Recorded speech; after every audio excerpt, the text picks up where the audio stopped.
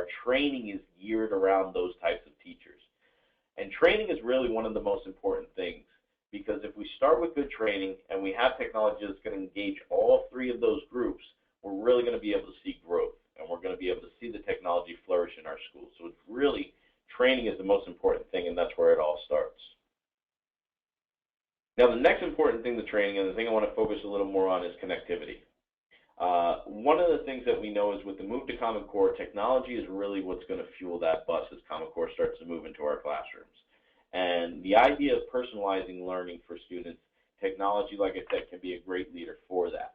But in order to have that technology in the room, we got to be connected to the internet, because we know this is where a lot of these digital resources are happening. And what we need as far as connection is going to vary. And I'm going to talk about a couple of the different options that you're able to have.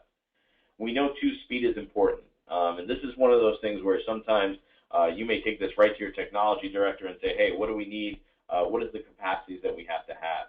Well, when looking at speed, we know that there's recommendation about 100 megabits per second for every 1,000 students you have. Now, what does that exactly mean, and how do you do that conversion? Well, there's websites for everything today. So really, speedtest.net is the first one I want to talk about. Speedtest.net is going to let you know what technology speed you have in your school. So what's your connection speed to the internet you currently have? Schoolspeedtest.org is going to let you sort of work out that equation that I talked about on the previous slide.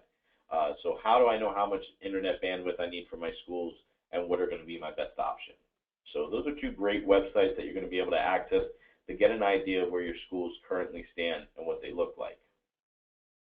Now, what about connection to the internet? And this is something I want to spend a little bit of time on, because I think it's really important. Traditionally, we've looked at connecting to the internet as I have to call my telephone company or my cable company, get a